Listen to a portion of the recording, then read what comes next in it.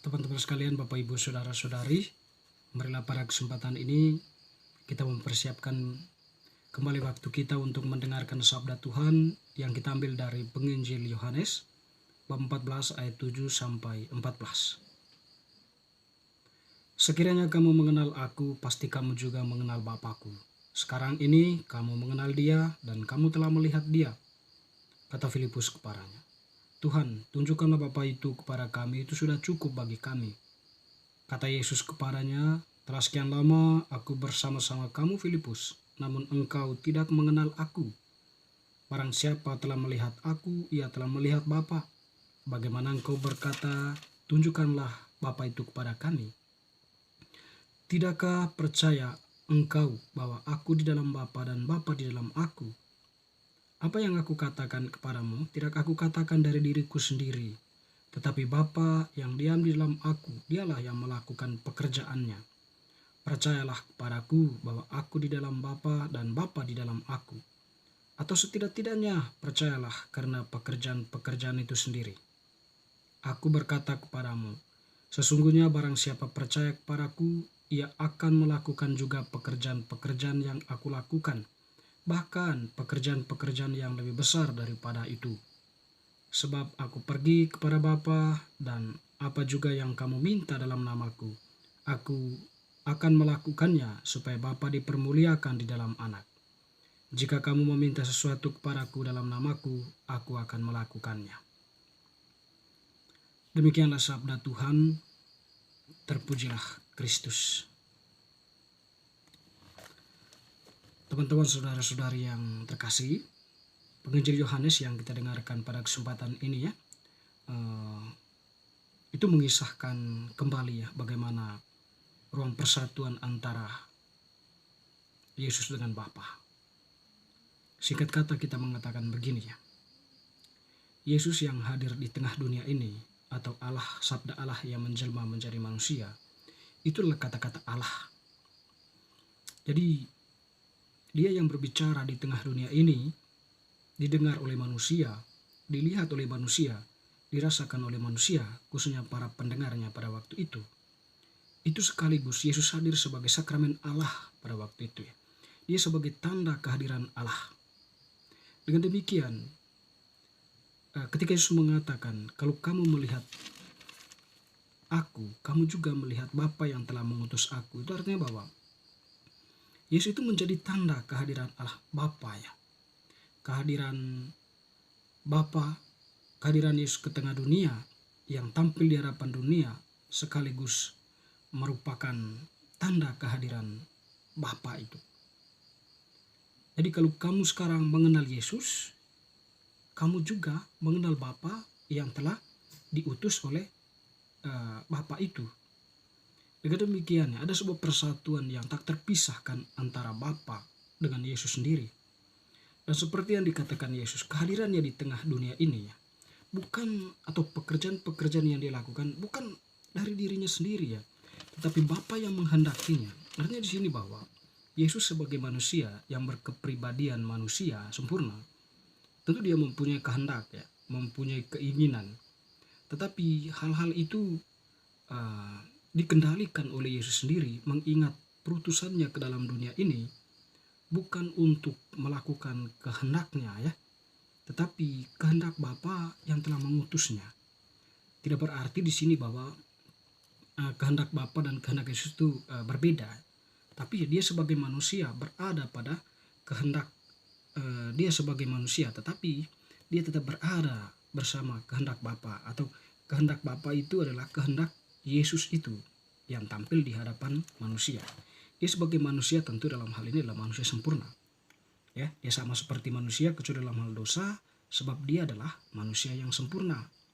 Atau Yesus itu adalah tanda kesempurnaan manusia di hadapan Allah. Teman-teman saudara-saudari yang terkasih, ketika Filipus mengatakan tunjukkanlah Bapa itu kepada kami, itu artinya bahwa Filipus itu masih belum memahami apa yang dikatakan oleh Yesus sehingga semacamnya Yesus itu menegur Filipus dengan memberikan sebuah pernyataan panjang lebar atau penjelasan panjang lebar. Yesus mengatakan bahwa Tidak percayakah engkau bahwa aku di dalam Bapa dan Bapa di dalam aku? Nah itu ya, artinya kan Yesus itu memberikan suatu pernyataan yang lebih dalam lagi, yang menguji sejauh mana Filipus itu percaya dan memahami relasi persatuan Bapa dengan Yesus. Apa yang dikatakan Yesus? Apa yang kukatakan kepadamu tidak kukatakan dari diriku sendiri ya, tetapi Bapa yang diam di dalam aku, dialah yang melakukan pekerjaan-pekerjaannya ya itu ya. Jadi Yesus menegaskan relasi itu ya. Di dalam pekerjaan-pekerjaan Yesus pun ya ada kehadiran Bapa, maupun di dalam ajaran-ajarannya. Dengan demikian ya kehendak Yesus adalah kehendak Bapa. Lalu teman-teman saudara-saudari yang terkasih, Yesus kemudian menegaskan satu hal penting ya untuk kita, pesan untuk kita ya, sekiranya aku berkata kepadamu, sesungguhnya barang siapa percaya kepadaku, ia akan melakukan pekerjaan-pekerjaan yang aku lakukan, bahkan pekerjaan-pekerjaan yang besar daripada itu. Ya, barang siapa yang percaya kepada Yesus. Ini kan Yesus mempunyai tugas yang diberikan kepada orang-orang yang percaya. Di sini berhubungan dengan perutusan gereja, perutusan kita. Jadi kita yang percaya kepada Yesus ya kita diutus oleh Yesus. Dan perutusan kita itu ya melakukan pekerjaan-pekerjaan yang Yesus lakukan. Dengan demikian ya perutusan kita ke tengah dunia ini sebagai orang yang percaya kepada Yesus ya bukan melakukan kehendak kita sendiri ya. Agar kita itu populer, agar kita itu tenar dengan menggunakan otoritas yang kita terima dari gereja ya. Bukan seperti itu, tapi perutusan kita itu perutusan sebagai pelayan. Di mana yang kita kedepankan atau yang dikedepankan oleh orang yang diutus oleh Yesus itu adalah Yesus itu sendiri, Allah itu sendiri ya.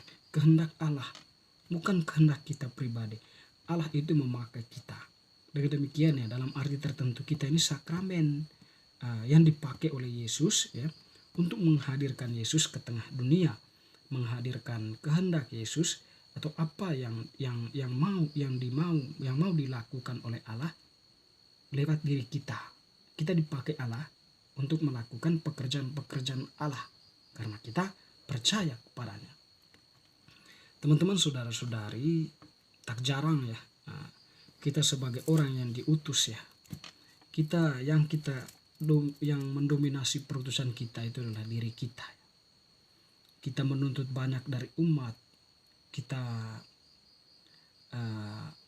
mengeluarkan kebijakan-kebijakan yang mungkin ya menyulitkan umat dan sebagainya.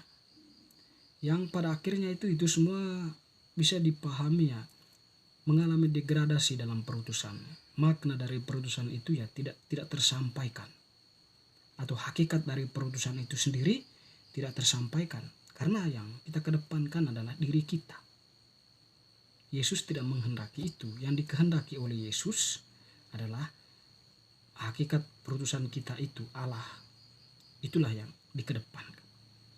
Perutusan yang mengedepankan diri kita, perutusan itu hasilnya tentu nihil, meskipun tampak meriah ya, tetapi karena diri kita yang dikedepankan seolah-olah hambar tanpa makna, tampak luarnya begitu meriah, kita seolah-olah berada dalam situasi melayang-layang mengalami roh, padahal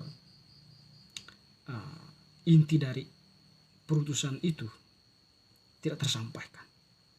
Mungkin manusia itu hanya mengalami sesaat saja perasaan-perasaan psikologis mungkin ya, tetapi untuk menanamkan itu lebih jauh dalam kesadaran iman, kesadaran hati, tidak tersampaikan ya.